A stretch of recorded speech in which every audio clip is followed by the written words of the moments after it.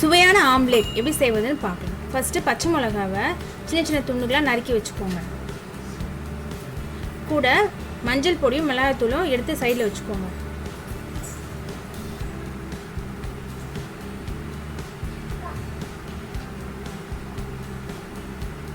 வெங்காயத்தையும் சின்ன சின்ன துண்டாக நறுக்கிக்கோங்க. தோலில் நல்லா சீவிட்டு சின்ன சின்ன துண்டுகளாக நறுக்கிக்கோங்க.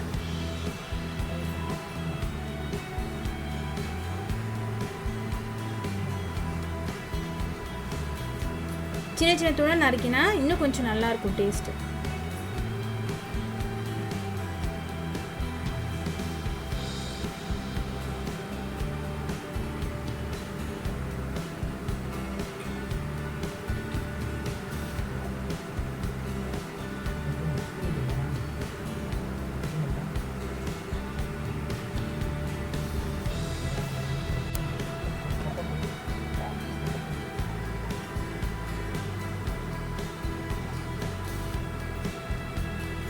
கொத்தமல்லி தழை கொஞ்சம் எடுத்து சின்ன சின்ன துண்டாக நறுக்கி அதையும் வச்சுக்கோங்க. இப்போ கலவை எப்படி முட்டை கலவை எப்படி மிக்ஸ் பண்ணுறதுன்னு பார்த்துட்டு ஒரு பாத்திரம் எடுத்துக்கோங்க. 3 முட்டை வச்சுருக்கோம்ல, அதை ஒன்று ஒன்றா உடச்சி அந்த பாத்திரத்தில் ஊற்றிக்கோங்க.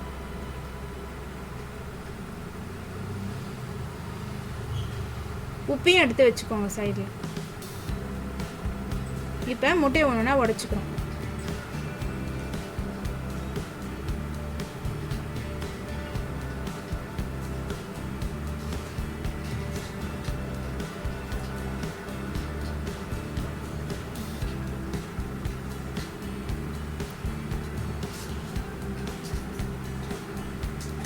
முட்டையை உடச்சி ஊற்றின பிறகு அது நல்லா கலக்கிக்கலாம். ஒரு ஸ்பூனோ ஏதோ கரண்டியோ எடுத்து நல்லா கலக்கிக்கோங்க.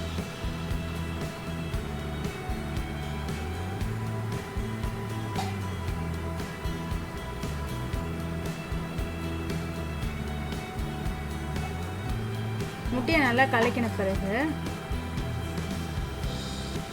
அதோட கொஞ்சம் உப்பு, மஞ்சள் பொடி,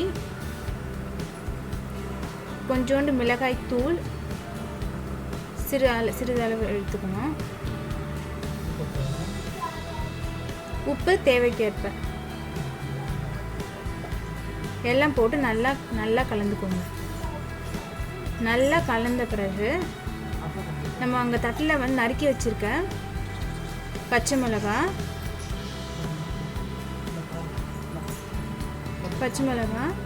கொஞ்சோண்டு கொத்தமல்லி தழை, பொடியாக நறுக்கின வெங்காயம் எல்லாத்தையும் அதில் போட்டு ஒன்றா போட்டு கலந்து வச்சுக்கலாம். நல்லா அந்த கலவையை நல்லா கலந்துக்கோங்க.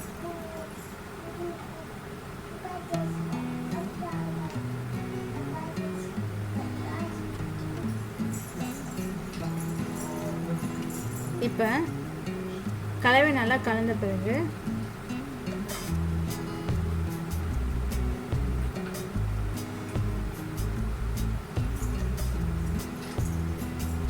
Stove on. மிளகுத்தூள் கொஞ்சம் சைடில் ஒருத்தில் வச்சுக்கோங்க.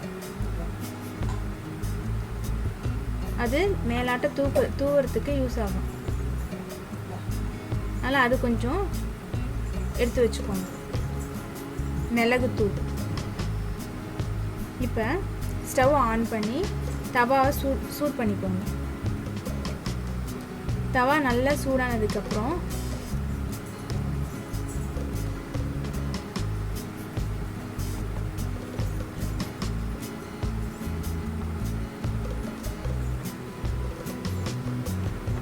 தவா சூடாயிடுச்சுன்னு பார்த்துட்டு நல்லா எண்ணெயை கொஞ்சம் ஒரு 2 ஸ்பூன் அளவு ஊற்றி நல்லா பரப்பி விட்டுக்கோங்க.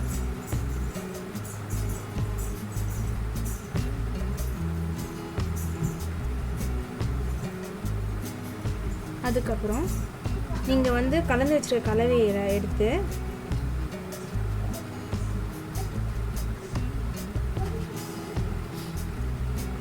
தவாவில் ஊற்றிக்கலாம். தேவையான அளவு என்ன சைஸ் வேணுமோ அந்த அளவு நம்ம தேவைக்கேற்ப சைஸ் வர அளவு நம்ம வந்து ஊற்றிக்கலாம்.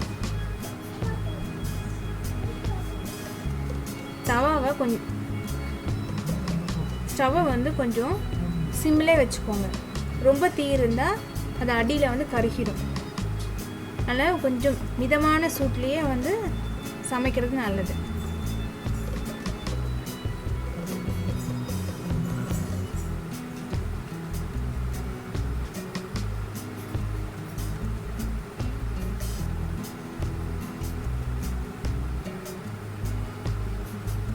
அதுக்கு மேலே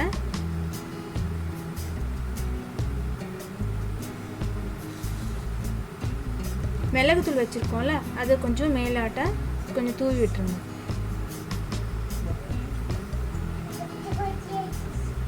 மிளகுத்தூள் அரைக்கும் போது அதில் ஜீரகத்தையும் கொஞ்சம் சேர்த்து அரைச்சிங்கன்னா ஜீரணத்துக்கு ரொம்ப யூஸ் ஆகும்.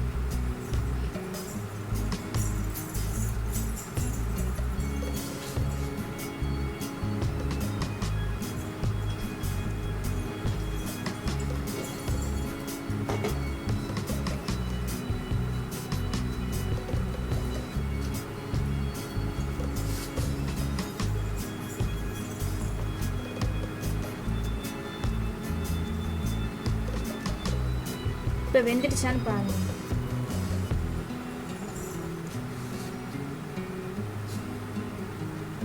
வெந்தவுடனே திருப்பி போட்டுருங்க.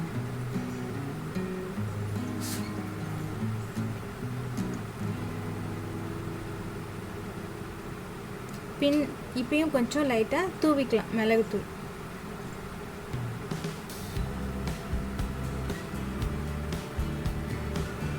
நல்லா வெந்துச்சான்னு பார்த்துட்டு இப்போ நம்ம பிளேட்டில்